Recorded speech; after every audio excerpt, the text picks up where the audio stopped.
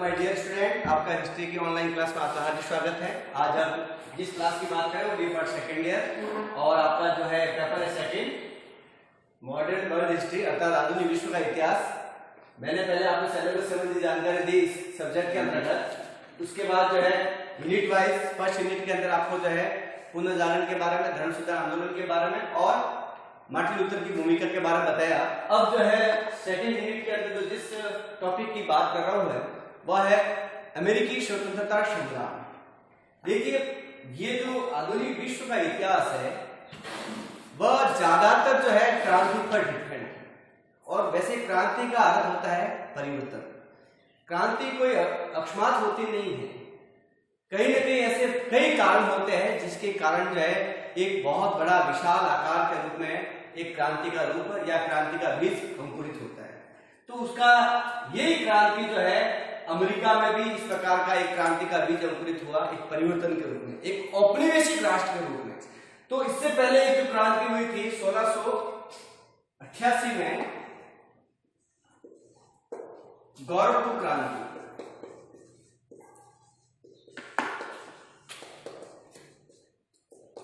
ये जो क्रांति ऐसी क्रांति थी, ये क्रांति इंग्लैंड में हुई, यूनाइटेड किंगडम अर्थात इंग्लैंड। इस क्रांति का मुख्य उद्देश्य यह था कि ये बिना रक्तपात के आरंभ हुई और इस क्रांति का करने का कारण था निरंकुश राजतंत्र को हटाना। अर्थात वहां पर राजतंत्र तो कायम है और वो राजतंत्र कैसा, सीमित राजतंत्र के रूप में व्यवस्था स्थापित करनी थी। ये उसका इस क्रांति का मूल उद्देश्य। यहां तो स्थिति विपरीत है, यानी मैं जिस टॉपिक की बात कर रहा हूं वह है अमेरिकी स्वतंत्रता संग्राम। अर्थात विश्व में 7 महाद्वीप है, 7 महाद्वीप में सबसे बड़ा वैसे महाद्वीप की बात आ गई है तो अमेरिकी महाद्वीप है और एक उत्तरी अमेरिकी महाद्वीप है और दूसरा दक्षिण अमेरिकी महाद्वीप। यहां जो है लैटिन अमेरिकी की बात कर रहा हूं। तो अमेरिका जो है ब्रिटेन का एक औपनिवेशिक राष्ट्र था और कहते हैं कि ब्रिटेन का साम्राज्य कभी अस्त नहीं होता रहा, यानी सूर्यास्त हो सकता, लेकिन ब्रिटिश साम्राज्य इतना फैला हुआ था, कम से कम उसके 50 राष्ट्र जो है औपनिवेशिक राष्ट्र थे। और यहाँ तक जो है अमेरिका आज जो है एक विकसित राष्ट्र है, एक पूरे विश्व की लीडरशिप कर रहा है, पूंजीवाद का लीडरशिप नेतृत्व कर रहा है, लेकिन वह भी एक राष्ट्र किसका गुलाम था, इंग्लैंड का। तो इंग्लैंड के अंतर्गत जैसे जो है ब्रिटेन ने यहाँ उनका अपना औपनिवेशिक स्थापित कर दिया, वैसे अगर साधारणतः की बात करता हूं मैं कि अमेरिका की जो खोज की गई 1492 में कोलंबस ने की। कोलंबस को जाना था भारत, लेकिन वो कहां चला गया, अमेरिका चला गया और वहां देखा, वहां पे जो जातियों के बारे में बातचीत हुई, क्या यही है रेड इंडिया, इंडिया यही है, तो उन्होंने कहा कि इंडिया नहीं है, रेड इंडिया है। तो यहाँ पर जो है इस प्रकार की बातें जो है सर्वप्रथम खोज के रूप में हम किसको मानते हैं, कोलंबस को मानते हैं, ठीक है। और अमेरिका का जो नाम पड़ा है वो अमेरिकी वेस्पुसी के नाम से पड़ा। अमेरिका का एक व्यक्ति था, उन्होंने जो है कहीं ना कहीं उस खोज के रूप में हो या कहीं ना कहीं किसी भी ख्याति के रूप में उनका बहुत बड़ा योगदान था और उसी कारण जो है अमेरिका का नाम किसके नाम से पड़ा, अमेरिगो वेस्पुसी के नाम से। फिर आता है, मैंने वैसे मोटे तौर पर पॉइंट नोटेट किए हैं, उस नोटेड पॉइंट के अंतर्गत पहली बात मैंने बताई कि अमेरिका की खोज कोलंबस ने की। दूसरा मैंने पॉइंट नोटेट किया कि अमेरिका का नाम अमेरिकी वेस्पुसी के नाम से पड़ा। तीसरा मैंने पॉइंट ये नोटेट किया कि 18वीं सदी में इंग्लैंड ने अमेरिका में 13 उपनिवेश अपना आधिपत्य जमा दिया। जिस प्रकार ब्रिटेन ने भारत पर फूट डालो राजपुरों की नीति एक ईस्ट इंडिया कंपनी के तहत पर, यानी आयात व्यापार करने के लिए, लेकिन धीरे धीरे अपनी पॉलिसी के अकॉर्डिंग पूरे भारत पर अपना शासन स्थापित कर दिया। यही स्थिति कहां पर हुई, अमेरिका में। यानी एक कंपनी के रूप में अमेरिका आए, व्यापार के रूप में आए, फिर उन्होंने क्या कर दिया, यहाँ पर 13 अपने कोठियां स्थापित कर दी, अर्थात 13 उपनिवेश स्थापित कर दिए। ये 13 उपनिवेश की स्थिति अगर हम देखते हैं तो ये कहां पर थे, वैसे अब वर्तमान में अगर हम देखते हैं ये 13 जो है अब क्या बन गए हैं, कैंटन बन गए। कैंटन का मतलब होता है राज्य। अभी वर्तमान में ये 13 की जगह कितने हैं, 50 कैंटन है। कितने कैंटन है, 50 राज्य, ठीक है। अब मोटे तौर पर जो है इंग्लैंड ने अमेरिका में जो 13 उपनिवेश स्थापित किए थे वो कहां पर किए, जैसे दक्षिण उपनिवेश, यानी दक्षिण के अंतर्गत कौन से उपनिवेश थे, जिसमें आता है वर्जीनिया, कैरोलिना और जॉर्जिया, ये 3 उपनिवेश थे। इसके इंग्लैंड के अर्थात अमेरिका में दक्षिण की स्थिति में, दक्षिण में ये 3 आ गए। फिर आता उत्तरी उपनिवेश के रूप में न्यू हैम्पशायर, मैसाचुसेट्स, रोड टापू। कई बार आपका एक जनरल में कई बार क्वेश्चन आता है कि भाई इंग्लैंड ने जो 13 उपनिवेश स्थापित किए उनमें से कोई 2 उपनिवेशों के नाम बताइए। तो मैंने इसके लिए जो इस पॉइंट को नोटेट किया कि कई बार आपके जो है इस प्रकार के 2 नंबर के क्वेश्चन बन जाते हैं, तो इसको ध्यान रखना पड़ेगा। कई बार ये भी आ सकता है कि दक्षिण उपनिवेश कौन से थे, उत्तरी उपनिवेश कौन से थे, फिर आता है कि मध्य उपनिवेश में कौन से प्रांत आते हैं। तो उसने बताया कि Maryland, Pennsylvania, new Jersey, New York और डेलावेस्ट, ये सारे जो है उपनिवेश किसने स्थापित किए? ब्रिटेन ने स्थापित किए। अब ब्रिटेन का जो मूल उद्देश्य यहाँ क्या था कि अमेरिका में जो है खनिज संसाधन बहुत थे, आर्थिक संपदा जो बहुत थी, और कहीं न कहीं वहां पर जो है ऐसी क्रॉप भी बहुत ज्यादा थी और उसका पूरा फायदा लेने। और तीसरा जो एक महत्वपूर्ण जो है, जैसे D3 का एक फॉर्मूला आता है, यहाँ अमेरिका अपना विस्तार, सॉरी ब्रिटेन जो है कहने के अपना औपनिवेशिक के माध्यम से जैसे एशिया महाद्वीप में, दक्षिण अफ्रीका में अपना स्थापित कर दिया था, तो इनका एक तीसरा भी यही ना कि हम अमेरिका में भी अपना औपनिवेश स्थापित कर रहे हैं, ये भी उनका उद्देश्य था। और उसका इस औपनिवेशिक के माध्यम से, साम्राज्यवादी नीति के माध्यम से उन्होंने क्या कर दिया कि अपना धर्म का भी प्रचार कर दिया, क्योंकि इंग्लैंड जो है यहाँ पर जो है कैथोलिक संप्रदाय के रूप में, कैथोलिक संप्रदाय के लोग थे यहाँ पर ब्रिटेन के अंदर, और अमेरिका में जो है अलग एक प्रकार की जाति थी, अलग प्रकार का धर्म था। तो क्यों नहीं जो है ब्रिटेन ने क्या कर दिया, क्योंकि यहाँ पर भी अपना जो है कहने के इस धर्म का प्रचार होना चाहिए, अपनी मिशनरी यहाँ पर कायम होनी चाहिए। तो उसका उद्देश्य ये भी था, व्यापार का भी उद्देश्य था, धर्म का भी उद्देश्य था और साम्राज्यवाद के रूप में भी था, जिसके कारण इन्होंने धीरे धीरे अमेरिका में अपना जगह स्थापित कर दी, इसके रूप में 13 उपनिवेश के रूप में। अब ये बातें आती है कि भाई हाँ ये मोटे तौर पे ये बातें होगी, लेकिन कई बार ये होता है कि भाई जब 13 कोटे स्थापित हो जाती है, अपना शासन व्यापार के माध्यम से हम जगह सेट कर लेते हैं, उसके बाद उन्होंने क्या कर दिया कि धीरे धीरे जो है पूरे अमेरिका को अपने जो है कब्जा करने की कोशिश की, व्यापार के माध्यम से शासन की हुकूमत करने की कोशिश की। और उसके माध्यम से क्या हुआ कि पूरा जो है वहां पर क्या हुआ कि अमेरिका जो बहुसंख्यक था वो वहां पर, यानी इनकी संख्या जो 13 उपनिवेश है, इनकी जनसंख्या तो बढ़ती गई और जो मूल नागरिक थे अमेरिका के अंदर उसकी संख्या दिनों दिन कम होती गई, और अमेरिकी लोग तो हो गए अल्पसंख्यक और ये 13 उपनिवेश हो गए बहुसंख्यक। और उसके साथ जैसे ब्रिटेन के लोग यहाँ आए अमेरिका में, तो उन्होंने एक बहुत बड़ी बीमारी लिखा है, वो है प्लेग। प्लेग के कारण क्या हुआ कि अमेरिका के लोग बहुत सारे जो है वहां बीमारी से ग्रस्त हो गए, कई लोग मर गए। और धीरे धीरे जैसे जो है इन्होंने कारखाने हैं, फैक्ट्रियां हैं, बड़े छोटे मोटे उद्योगों पर अपना जो है नींव स्थापित कर दिया, जिसके कारण क्या हुआ कि मूल नागरिक जो अमेरिका के थे वो क्या हो गए, कंगाल हो गए, आर्थिक रूप से कमजोर हो गए। और इन्हीं का फायदा उठाकर ये 13 जो है मजबूत हो गए, उनका शासन जो है कहीं ना कहीं राजनीतिक तौर पर उन्होंने, आर्थिक तौर पर, सामाजिक तौर पर, हर तरफ से वो क्या हो गए, मजबूत हो गए। और इसी का फायदा उठाकर इन्होंने जो है धीरे धीरे ये जो ईस्ट इंडिया कंपनी जो है अब किसके हुकूमत में चलने लगी, ब्रिटेन के रूप में, यानी वहां की सरकार जो है सीधा डायरेक्ट जो है संपर्क होने लगा, किस पर, अमेरिका पर। यानी जो आदेश, जो भी अधिनियम, जो भी जो है जिस प्रकार का प्रमाण जारी होता था उसकी पालना यानी इंग्लैंड की पालना कहाँ होनी पड़ती थी, अमेरिका के अंदर। अब इस सारी जो है स्थिति को जो है देखकर ऐसे बहुत बड़े कारण होंगे कि अब जो है कहीं ना कहीं यानी ब्रिटेन के विरुद्ध इस प्रकार की आवाज उठानी पड़ेगी। तब उन्होंने कहा कि जब आप इतने सारे जो है यहाँ अपनी शासन स्थापित कर दिया है, तो क्यों नहीं अमेरिकी लोगों का भी प्रतिनिधित्व होना चाहिए।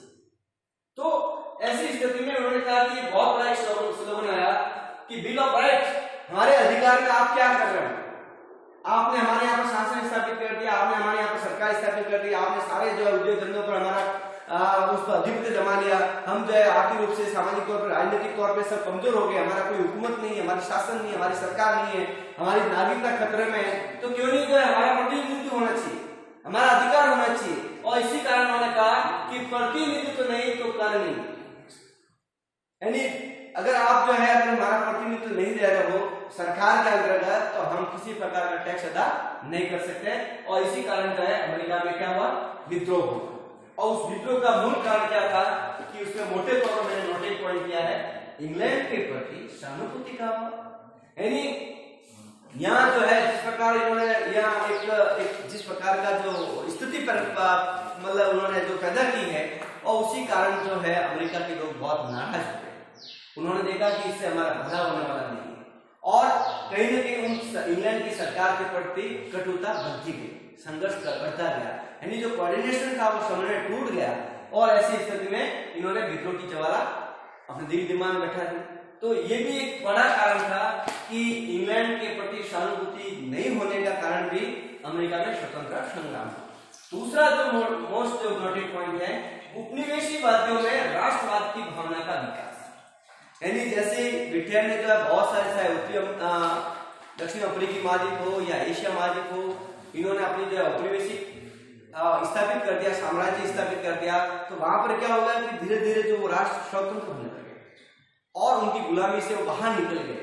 तो क्यों नहीं अमेरिका में भी जो इस प्रकार का जो एक भावनाएं प्रकट होगी कि भी जब विश्व के अंतर्गत भी जो है ब्रिटेन के विरुद्ध इस प्रकार का जो है आक्रोश होने लग गया है, विद्रोह होने लग गया है, जो पराधीन राष्ट्र थे वो स्वतंत्र होने लग गया, तो हम क्यों नहीं।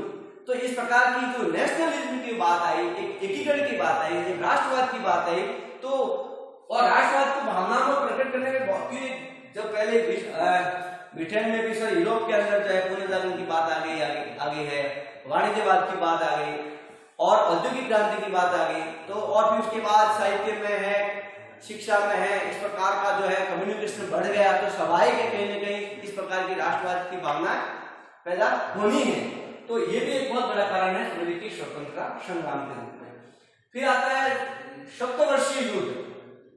ये जो युद्ध हुआ है वो फ्रांस और इंग्लैंड के बीच हुआ, यानी 1756 से लगाकर 63 यानी 7 वर्षों के बीच में जब कोई किसी देश के अगर एक महीना भी युद्ध चलता है किसी दो देशों के बीच में, तो कितना धन की हानि होती है, कितना नुकसान उठाना पड़ता है। तो यहाँ पर तो 7 वर्षों तक एक तरफ तो ब्रिटेन जो है पूरे उपनिवेशी जो पराधीन राष्ट्रों से झगड़ रहा है, दूसरी तरफ जो है यूरोप के अंदर ही कहीं ना उसका स्ट्रगल हो रहा है, उनका संघर्ष हो रहा है, वॉर हो रहा है, युद्ध हो रहा है। तो ऐसी स्थिति में जब इंग्लैंड में फ्रांस से उलझ गया, तो ये मौका था अमेरिकी लोगों के लिए कि अब जो है कहीं ना कहीं इंग्लैंड के विरुद्ध, इस औपनिवेशिक राष्ट्र के विरुद्ध हमें कहीं ना कहीं बिल्कुल बजाना है। तो पूरी स्थिति को भाप कर पूरा फायदा लेकर अमेरिका के लोगों ने क्या कर दिया, अमेरिकी स्वतंत्रता संग्राम कर दिया अपने हित के लिए, अपने अधिकार के लिए। तो इसके कारण क्या हुआ कि इंग्लैंड जो है वो क्या बैकफुट आ गया, ठीक है। फिर उसके बाद सबसे और नोटेड पॉइंट है आर्थिक शोषण। इंग्लैंड जैसे हमारे यहाँ कहते हैं कि भारत जो सोने की चिड़िया कहा जाता था, यहाँ गिर की नदियां बहती थी, अपार धन संपदा थी, लेकिन अंग्रेजों ने क्या कर दिया, एक व्यापार के माध्यम से, कंपनी के माध्यम से यहाँ जितनी भी धन संपदा थी, यहाँ तक अब देखते ताऊ से कोयलों का हिस्सा है, वो भी सारे जो है चादर में भर प्रकार लेके गए, बिठाने लगे। ये उनकी तो पॉलिसी थी, ये उनका हमेशा उद्देश्य था, उनका लक्ष्य था कि भी धन संपदा को लूटना है, उस देश को कंगाल करना है। उसी प्रकार इंग्लैंड ने भी क्या कर दिया, अमेरिका में भी यही काम किया, जो भारत में किया उसी तरह अमेरिका में भी किया। तो उन्होंने क्या कर दिया, ऐसे वहां की सरकार ने कई प्रकार के अधिनियम पारित किए, क्योंकि हुकूमत कहां से हो रही थी, ब्रिटेन से हो रही थी। तो उस अधिनियम के अकॉर्डिंग जैसे बहुत सारे अधिनियम बनाए, मरीन एक्ट है, अर्थात ये नौ संचालन कानून, यानी जो नाविक जो जहाजे है उस जहाजों का चलाने का काम कौन करेगा, ब्रिटेन के नागरिक ही करेंगे, या जो ये 13 उपनिवेशी राष्ट्र है उन्हीं के माध्यम से होगा, संचालन होगा। अमेरिकी मूल नागरिक उसमें कोई भी किसी प्रकार का संचालन नहीं कर सकते। तो ये भी एक बहुत बड़ा इस प्रकार का एक्ट बनाया जो अमेरिकी लोगों के लिए क्या था, उनके साथ अन्याय था।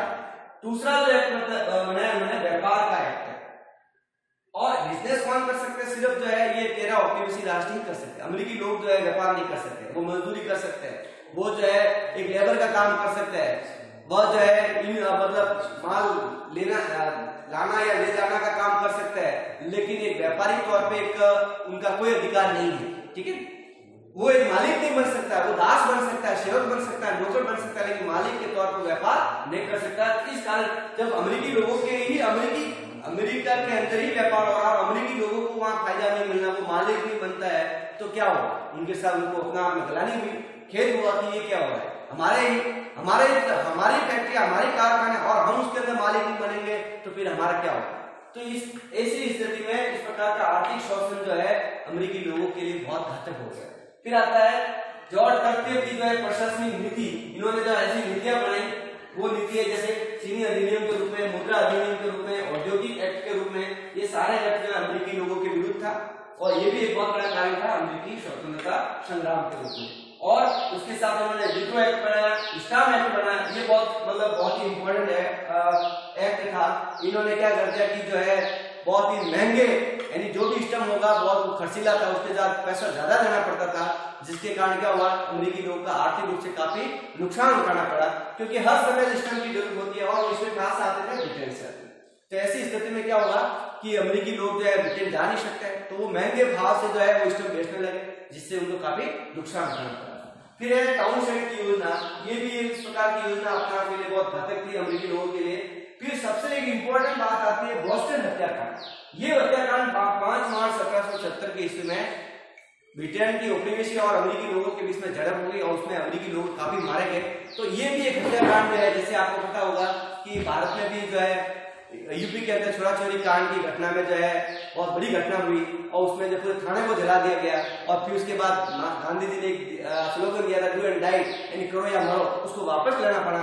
तो ये भी एक इस प्रकार का जो कांड हुआ, ये भी एक तात्कालिक कांड बन जाता है किसी भी क्रांति के रूप में, किसी भी मूवमेंट के, किसी भी आंदोलन के रूप में।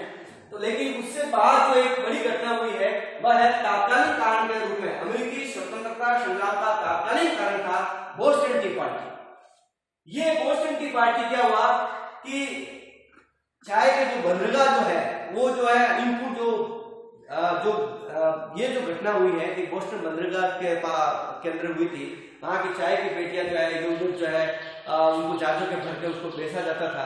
तो ऐसी स्थिति में क्या हुआ कि अमेरिका का एक विरोध करने का तरीका कैसे हुआ, तो इन्होंने एक सैमुअल एडम्स के नेतृत्व में 300 कम से कम एक टोली, एक कुली के रूप में उस बंदरगाह पर चढ़ गए और बहुत सारी जो पेटियां थी उस समुद्र के अंदर, नाव के अंतर्गत, वो सारी जो है 340 पेटियां थी, उसको क्या कर दिया, समुद्र में डुबो दिया। तो इससे काफी ब्रिटेन का साम्राज्य हिल गया, काफी नाराज हुए कि ये ऐसे कैसे हो गया, इस प्रकार की स्थिति क्यों बनी, और उनको काफी आर्थिक नुकसान हुआ।